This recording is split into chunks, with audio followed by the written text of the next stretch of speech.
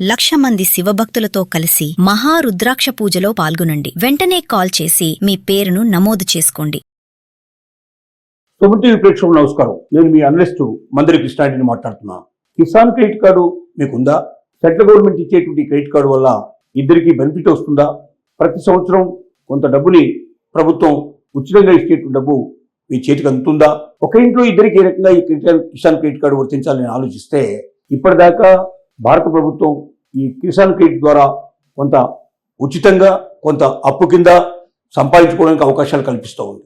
అప్పు సకాలంలో చెల్లిస్తే మళ్ళీ తిరిగి డబ్బు వచ్చే అవకాశం ఉంది. కానీ ఒక ఇంట్లో ఒకరికి మొత్తం ఇచ్చే సంప్రదాయం ఇప్పటిదాకా ఉంది. అంటే ఉమ్మడి కుటుంబంగా ఉన్నారు, ల్యాండ్ అంతా పంచుకోలేదు, ఎవరికి సపరేట్గా రాలేదు. అలాంటప్పుడు మొత్తం ఉండేటువంటి ఎంత శాస్తున్నప్పటికీ ఎంత భూమి ఉన్నప్పటికీ ఉమ్మడిగా అందరి పేర్లతో ఉన్నప్పుడు ఒకరికి మాత్రమే దాని ద్వారా బెనిఫిట్ వస్తుంది తప్ప అందరికీ రాదు. అందరికీ బెనిఫిట్ వచ్చేటి ఎలా చేసుకోవాలంటే మీ భూముల్ని ఎవరి పేరు మీద ఎంత ఉందో మీరు డివైడ్ చేసుకొని సపరేట్గా మీరు అప్లై చేసుకోవాలి. మీ కుటుంబం సపరేట్గా మీరు అప్లై చేసుకోవాలి. మీరు ఉమ్మడి కుటుంబంలో ఉన్నప్పటికీ మీరు ల్యాండ్ని మీ పేరు మీద రిజిస్ట్రేషన్ చేసుకొని ఉమ్మడి ఆస్తిని మీరు ఎవరికి వాళ్ళు డివైడ్ చేసుకొని ఎవరి పేరు మీద వాళ్ళు రిజిస్ట్రేషన్ చేసుకొని ఎవరికి వాళ్ళే మీరు ఈ కిసాన్ కార్డుకి మీరు అప్లై చేసుకున్నట్లయితే కిసాన్ క్రెడిట్ కార్డు రావడమే కాకుండా మీకు ప్రభుత్వం కేంద్ర ప్రభుత్వం ఇచ్చేటువంటి అనేక రకాల బెనిఫిట్స్ భూమి మీద ఇచ్చేటువంటివన్నీ కూడా మీరు పొందగలిగే అవకాశం ఉంటుంది. కొన్ని వేలాది రూపాయలు ప్రతి సంవత్సరం ఉచితంగా వస్తాయి. తక్కువ వడ్డీకి నామమాత్రం వడ్డీ మీద మీకు భూమిని దున్నుకోవడానికి కానీ విత్తనాలు వేసుకోవడానికి కానీ పంట నూర్పిడి చేసుకోవడానికి కానీ వీటన్నిటికీ సహాయం అందేటట్టుగా కొంత మీరు బ్యాంకుల నుంచి అప్పు కూడా తీసుకునే అవకాశం ఉంది. దాని సకాలంలో చెల్లించకపోతే మళ్ళీ మీరు పెద్ద మొత్తాల్లో కూడా తీసుకునే అవకాశాలు ఉన్నాయి. కాబట్టి ఒక ఇంట్లో ఎక్కువ మంది ఉండి భూమి అంతా కూడా ఉమ్మడిగా ఉండి వాళ్ళు ఆ ఇంట్లో ఉండకపోయినా పక్కింట్లో ఇంకో ఇంట్లో ఉన్న వాళ్ళు సపరేట్గా ఉన్నా కూడా ల్యాండ్ అంతా ఒక పూర్వీకుల పేరుతో ఉండి ఆ ల్యాండ్ను డివైడ్ చేసుకోకపోయినట్టయితే ఖచ్చితంగా ఒక్కరికి మాత్రమే ఆ ల్యాండ్ మీద కిసాన్ క్రెడిట్ వస్తుంది. ఎవరైతే పెద్దవాళ్ళు ఉన్నారో ఇంటికి వాళ్ళకు మాత్రం ఇది వస్తుంది, మిగతా వాళ్ళకు రాదు. అంటే భూమి చాలా ఎక్కువ మొత్తంలో ఉంది, ఆ భూమి 10 మంది పేరు మీద ఉంది. ఈ 10 మంది విడిపోయి ఎవరికి వాళ్ళు విడిపోయి ఉంటే వాళ్ళు మామూలు కలిసే ఉండొచ్చు ఇంట్లో, కానీ భూమిని మాత్రం ఎవరికి వాళ్ళు సపరేట్గా రిజిస్ట్రేషన్ చేసుకుంటే ఎవరికి వాళ్ళు సపరేట్గా అప్లై చేసుకున్నట్టయితే ఇంతమందికి లాభం వచ్చే అవకాశం ఉంది.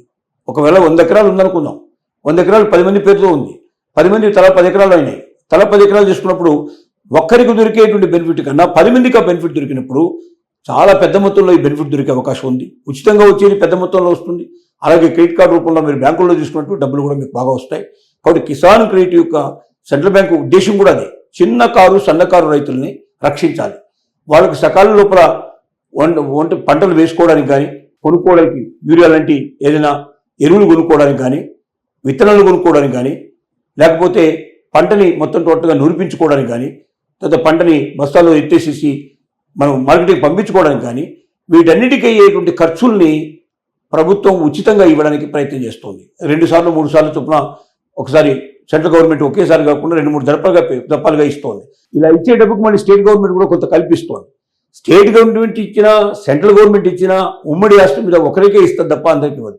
కాబట్టి ఉమ్మడి ఆస్తిని ఎవరికి వాళ్ళు సపరేట్ చేసుకొని ఎవరి పేరు వాళ్ళు రిజిస్ట్రేషన్ చేసుకొని ఎవరికి వాళ్ళు అప్లై చేసుకున్నట్టయితే తప్పనిసరిగా వాళ్ళకి బెనిఫిట్ కలిగే అవకాశం ఉంటుంది.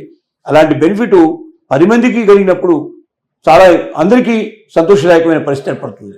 కాబట్టి ఉమ్మడి ఆస్తిని మీద ఒక్కరికే మాత్రమే కిసాన్ క్రెడిట్ కార్డు వచ్చే అవకాశం ఉంది, బెనిఫిట్స్ వచ్చే అవకాశం ఉంది. అదే ఎవరికి వాళ్ళు సపరేట్గా చేసుకున్నట్టయితే అందరికీ ఆ బెనిఫిట్ వస్తుంది. అటువైపు ప్రతి ఒక్కరు ఆలోచించాలి. ఎందుకంటే ఉమ్మడి ఆస్తి పెట్టుకొని మరి ప్రభుత్వం ఇచ్చేటువంటి పథకాలన్నీ కూడా ఒక్కరికే చెందే పరిస్థితి వచ్చినప్పుడు 10 మంది తింటూ ఒకరికి సంపాదించడం ఒకరికి రావడం వల్ల ఒక్కోసారి చాలా విభేదాలకు దారితీస్తుంది. ఇది అనేక రకాల సమస్యలకు దారితీస్తుంది. రావాల్సినంత రావాల్సినంత బెనిఫిట్స్ రావడం లేదు. పైపెచ్చు ఒకరికే అనుభవించే అవకాశం ఏర్పడితే ఆ ఒక్కరు ఎవరు తీసుకోవాలని పెద్ద సమస్య ఏర్పడుతుంది. దీనివల్ల ఇంట్లో చికాకులు ఏర్పడతాయి, విభేదాలు ఏర్పడే అవకాశం ఉంది, ఒక్కోసారి విడిపోయే అవకాశం ఉంది. విడిపోయినా కూడా వాళ్ళకి వచ్చేదేమీ లేదు.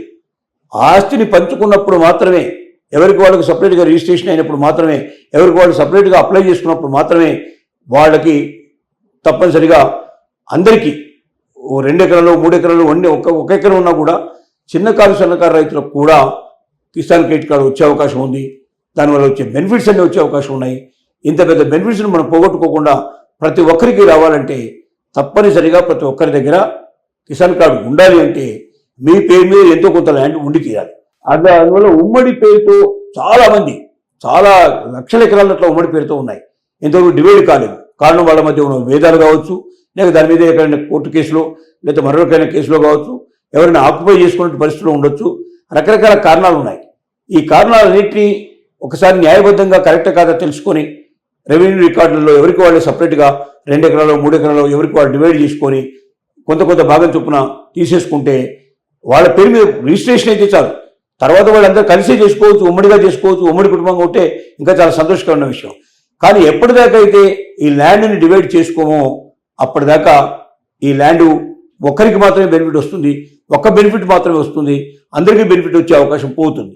కాబట్టి రైతులే అసలే నష్టాల్లో ఉన్నారు, కష్టాల్లో ఉన్నారు, చాలామంది ఆత్మహత్య చేసుకుంటున్నారు. ఇలాంటి పరిస్థితుల్లో రైతుకు బెనిఫిట్ వచ్చేటువంటి పథకాల్ని మీరు నిర్వీర్యం చేసుకోకండి.